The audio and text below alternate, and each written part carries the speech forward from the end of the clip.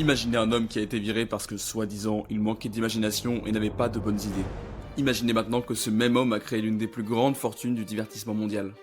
Qu'il a littéralement révolutionné l'animation et a construit un empire qui génère aujourd'hui plus de 80 milliards de dollars par an.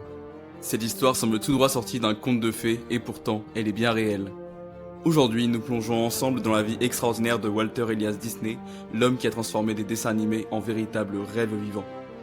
Walt Disney est né le 5 décembre 1901 à Chicago, dans une famille de classe moyenne. Son père, Elias, est un homme dur qui multiplie les échecs professionnels. La famille déménage constamment, Chicago, une ferme dans le Missouri, puis à Kansas City. Cette instabilité marque profondément Walt et développe sa soif de contrôle. Dès l'âge de 7 ans, Walt montre un talent exceptionnel pour le dessin. Il vend ses premières œuvres à ses voisins pour quelques centimes seulement. Mais son père, lui, considère cette passion comme une perte de temps. Le jeune Walt est contraint de travailler dès son plus jeune âge. Livraison de journaux à 4 heures du matin, travaux à la ferme. Cette enfance laborieuse va forger son caractère obsessionnel. À 14 ans, Walt s'inscrit secrètement à des cours de dessin et découvre alors l'animation naissante. Il étudie frame par frame les mouvements des personnages animés. En 1918, il ment sur son âge pour s'engager dans la Croix-Rouge et part en France comme conducteur d'ambulance. De retour en Amérique, il trouve un emploi dans une agence de publicité où il rencontre alors Ub Iwerks, un dessinateur talentueux qui deviendra son bras droit. Ensemble, ils vont créer leur première entreprise, Iwerks Disney Commercial Artists. Mais l'aventure tournera court après seulement un mois, faute de clients. Malgré l'échec, cette première expérience entrepreneuriale leur apprend les bases du business. Walt rejoindra ensuite Kansas City Film Ad Company, où il découvre les techniques d'animation les plus avancées de l'époque. Il passe des nuits à expérimenter, empruntant secrètement l'équipement de l'entreprise. Il crée alors ses premiers courts-métrages d'animation, les logogrammes, qu'il vend aux cinémas locaux. Fort de ce premier succès, Walt fonde Logogram Studio en 1922. Il recrute plusieurs animateurs talentueux et obtient des contrats pour créer des contes de fées modernisés. Mais Walt a un défaut majeur, il est perfectionniste jusqu'à l'obsession. Il refait constamment ses animations, ce qui fait exploser les coûts de production. Si bien qu'en moins d'un an, l'entreprise fait faillite. Walt se retrouve alors complètement ruiné, dormant dans son bureau et se nourrissant de haricots en conserve. Il doit réagir. Avec ses 40 derniers dollars, Walt part à Hollywood en 1923. Il contacte alors tous les distributeurs avec son projet Alice Comedies. Un distributeur new-yorkais accepte de commander une série. Walt fonde Disney Brothers Studios avec son frère Roy qui lui gère les finances. Cette complémentarité sera leur force. Walt l'artiste et Roy l'homme d'affaires. Les Alice Comedies furent un véritable succès, si bien que le studio put grandir. Et c'est en 1927 que Walt crée Oswald le lapin chanceux qui devient rapidement populaire. Il pense alors avoir trouvé la poule aux œufs d'or. Mais Universal lui apprend brutalement qu'il possède les droits d'Oswald et ont débauché ses animateurs.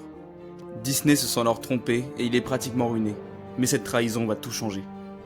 Notre artiste comprend qu'il ne contrôlera jamais son destin sans posséder ses créations.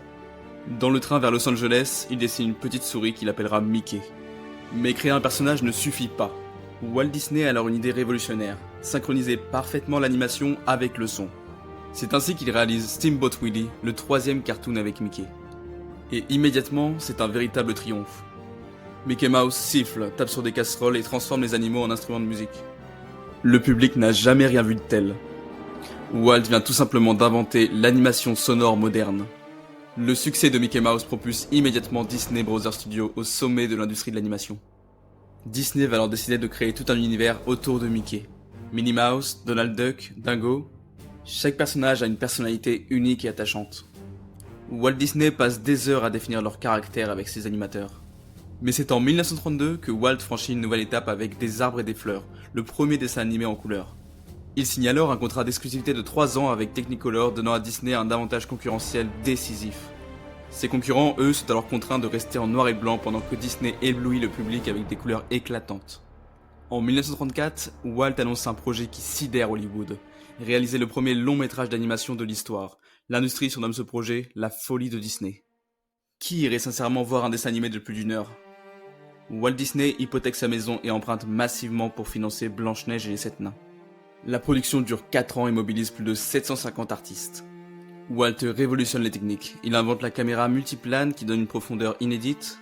Il développe également de nouveaux procédés de coloration et crée des personnages aux psychologies complexes. Walt Disney supervise personnellement chaque détail. Et finalement, le 21 décembre 1937, Blanche-Neige et les 7 nains sortent dans les salles. Le succès est phénoménal, plus de 8 millions de dollars de recettes, une somme colossale pour l'époque. Walt vient complètement de créer une nouvelle forme d'art et de prouver que l'animation peut émouvoir autant qu'un film traditionnel. Et c'est ce succès qui va transformer Disney en véritable studio hollywoodien. Walt fait alors construire un complexe moderne à Burbank avec les équipements les plus avancés du monde. Il emploie désormais plus de 1000 personnes et produit simultanément Pinocchio, Fantasia ou encore Bambi. Avec Fantasia, il crée le premier film en son stéréophonique, révolutionnant l'expérience cinématographique. Mais peu de temps après, la Seconde Guerre mondiale vient complètement bouleverser les plans de Walt Disney. Ses studios sont réquisitionnés pour produire des films de propagande. Walt met alors son génie au service de l'effort de guerre. L'après-guerre marque une nouvelle phase. Walt se lance dans la télévision naissante avec The Mickey Mouse Club et Disneyland, fidélisant des millions de familles. Il comprend alors rapidement le potentiel de ce média pour promouvoir ses créations. Mais son projet le plus audacieux naît d'une frustration personnelle. En emmenant ses filles dans les parcs d'attractions traditionnels, il est déçu par leur aspect miteux. Lui, il rêve d'un lieu magique où enfants et adultes vivraient des aventures extraordinaires. En 1952, Walt Disney planifie la création de Disneyland, un parc à thème révolutionnaire. Ses associés pensent qu'il a complètement perdu la raison. À l'époque, les parcs d'attractions sont considérés comme vulgaires. Mais Disney, lui, il tient bien à créer un monde miniature où ces histoires prendront vie. Pour mener à bien son projet, Walt hypothèque sa police d'assurance vie, vend sa maison de vacances et achète même 65 hectares d'orangerie à Anaheim. Il supervise personnellement chaque détail pendant 3 ans.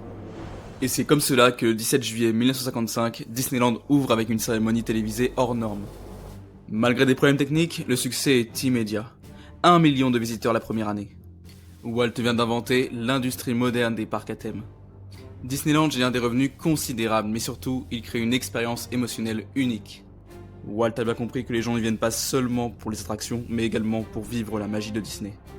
Chaque détail est pensé pour créer une immersion totale dans un monde enchanté. Fort de ce succès, Walt planifie déjà des projets plus ambitieux encore. Il achète discrètement 11 000 hectares en Floride pour construire Disney World, un complexe gigantesque avec plusieurs parcs, des hôtels et même une ville expérimentale du futur. Il veut créer un laboratoire grandeur nature pour tester de nouvelles façons de vivre ensemble. Mais le temps va manquer à Walt Disney. Grand fumeur depuis l'adolescence, il développe un cancer du poumon. Et c'est ainsi que le 15 décembre 1966, à l'âge de 65 ans, l'homme qui a enchanté le monde entier s'éteint. Ces derniers mots griffonnés sur un bout de papier sont simplement Kurt Russell, le nom d'un jeune acteur qu'il voulait engager. Walt Disney laisse alors derrière lui un empire colossal, mais surtout un héritage créatif inestimable. Ces innovations techniques ont révolutionné le monde de l'animation. Ces personnages sont devenus de véritables icônes universelles. Ces parcs à thème, quant à eux, ont créé une industrie de plusieurs milliards de dollars. Et ces films continuent d'enchanter de nouvelles générations d'enfants. Aujourd'hui, The Walt Disney Company génère plus de 80 milliards de dollars de revenus annuels. L'entreprise emploie plus de 200 000 personnes dans le monde entier. Et ses parcs accueillent chaque année plus de 150 millions de visiteurs. Malgré la mort de son créateur, Mickey Mouse reste un des personnages les plus reconnaissables de la planète, près d'un siècle après sa création. Mais au-delà des chiffres, l'héritage de Walt Disney réside dans sa capacité à avoir transformé l'imagination en industrie. Il a prouvé qu'on peut créer de la valeur économique en faisant rêver les gens. Il a même démontré que la créativité et le business peuvent non seulement coexister, mais se nourrir mutuellement. L'histoire de Walt Disney nous enseigne plusieurs leçons cruciales sur l'entrepreneuriat. D'abord, l'échec n'est qu'une étape vers le succès. Walt Disney a d'abord fait faillite, il a été trahi, licencié, mais il n'a jamais abandonné sa vision. Ensuite, l'innovation constante est la clé de la durabilité. Walt Disney n'a jamais cessé d'expérimenter et de repousser les limites de son art. Le perfectionnisme peut être un atout si on sait l'équilibrer avec les contraintes du business. Walt exigeait sans cesse l'excellence, mais il a appris à déléguer et à faire confiance à ses équipes. Enfin, ce qu'il faut retenir, c'est que les plus grands entrepreneurs ne se contentent pas de suivre les tendances, ils en créent de nouvelles. Walt Disney n'a pas copié ses concurrents, il a inventé de nouveaux marchés. Si toi aussi tu rêves de créer ta propre entreprise, inspire-toi de Walt Disney. Commence petit, mais vois grand. N'aie pas peur d'échouer et encore moins peur d'essayer. Et surtout, n'oublie jamais que derrière chaque grand empire se cache d'abord une grande passion.